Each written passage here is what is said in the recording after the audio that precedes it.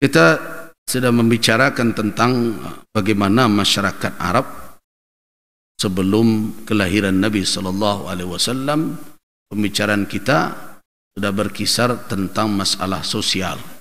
Banyak perzinaan, ya. Kemudian wanita menjadi objek. Kan itu pembicaraan kita.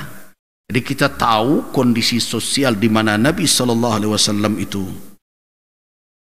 diutus, begini keadaannya. Jadi kalau Nabi sallallahu alaihi wasallam mengatakan nanti nama bu'istu liutammima makarimal akhlak, sungguhnya saya diutus untuk menyempurnakan makarim, akhlak-akhlak mulia yang dahulu telah diwariskan oleh para nabi. Kenapa makarimal akhlak?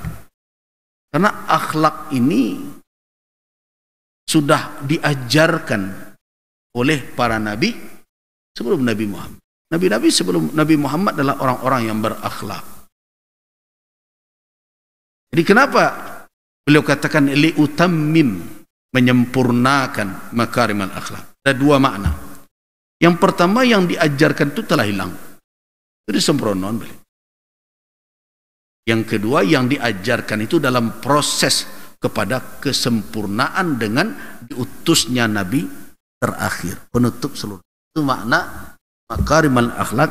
Kok akhlak mulia disempurnakan? Lo lihat. Kan ada yang bertanya begitu.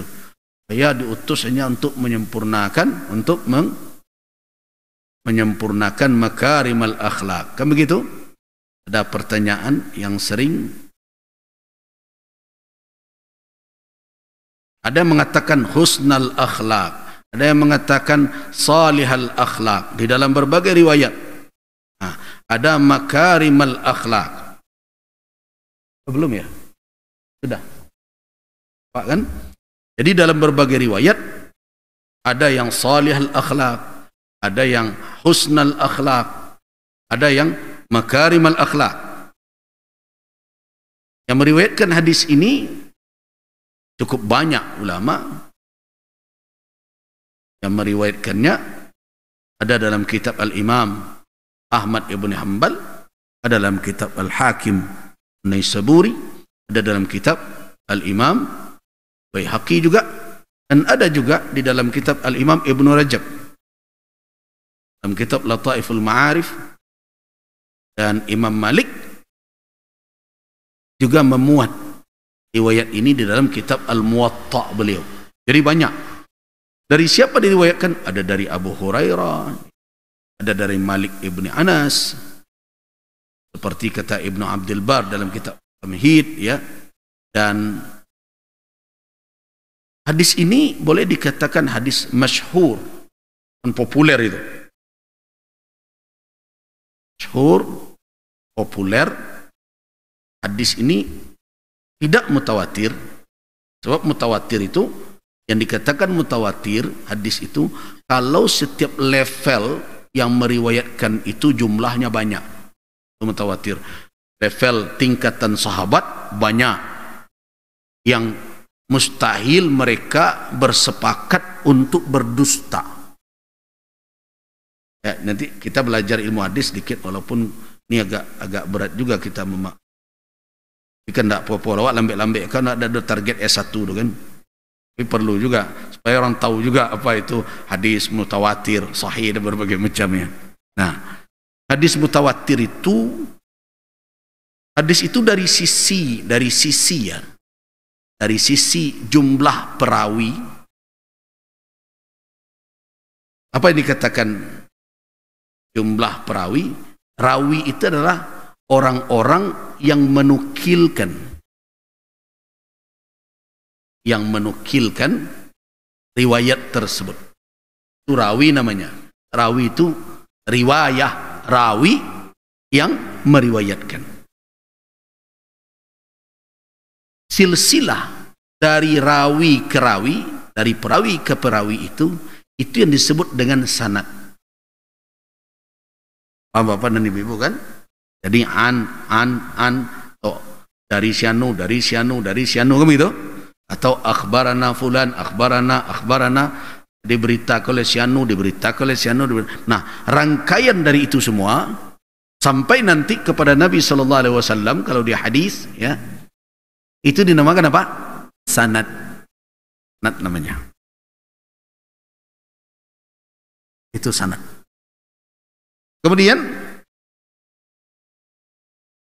kalau kita berbicara dari perawi-perawi itu, kalau sanad itu kan tentu nanti dia akan bertingkat-tingkat itu, sampai dia kepada ulama yang mencatatkan hadis itu, membukukannya.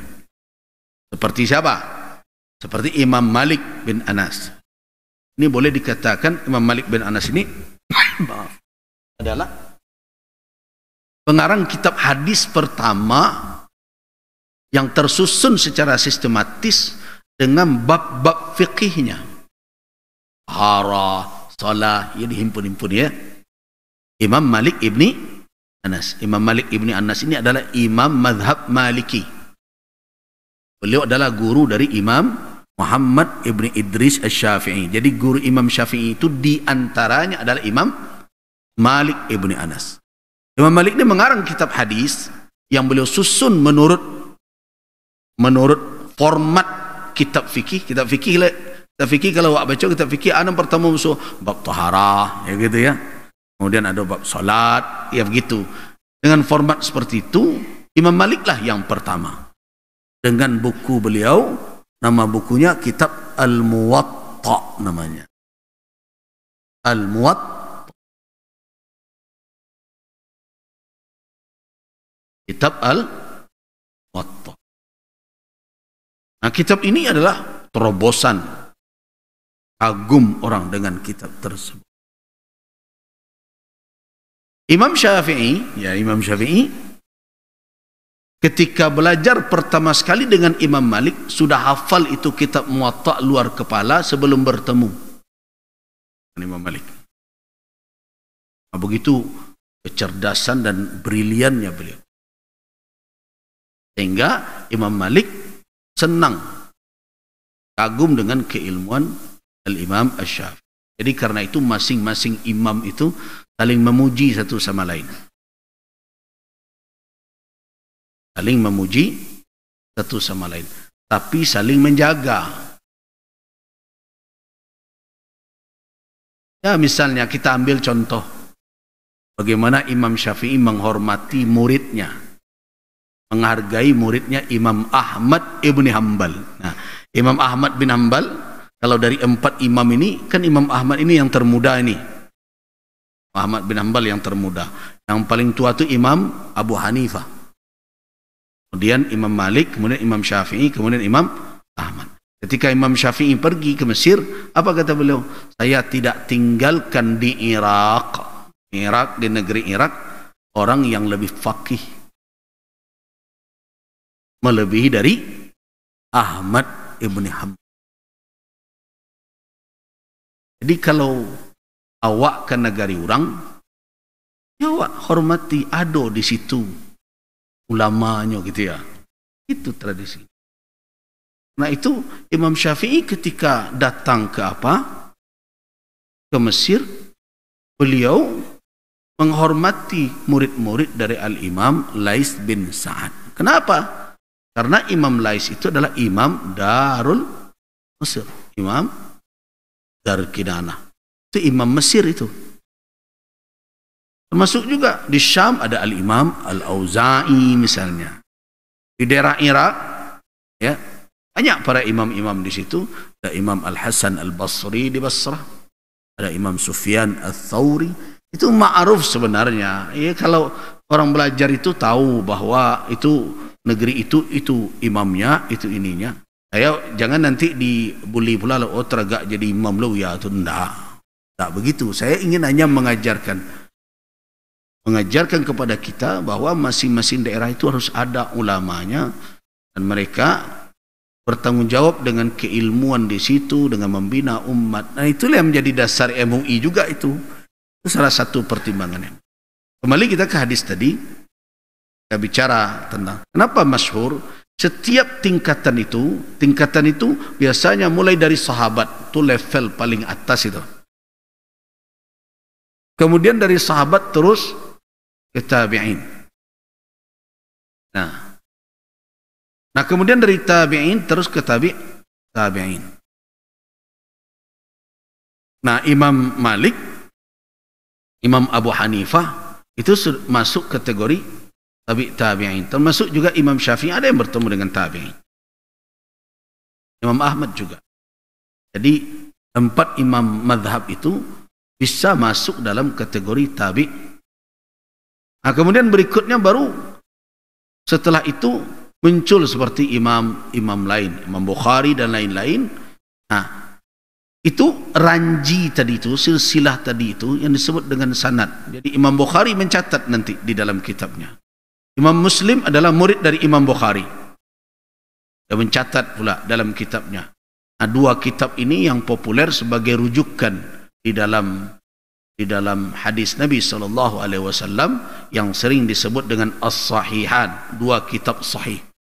Sebenarnya sebelum Imam Bukhari sudah ada kitab-kitab lain dalam ilmu hadis, tetapi belum ada lagi seleksi atas kitab-kitab tersebut mana yang sahih, mana yang tidak sahih.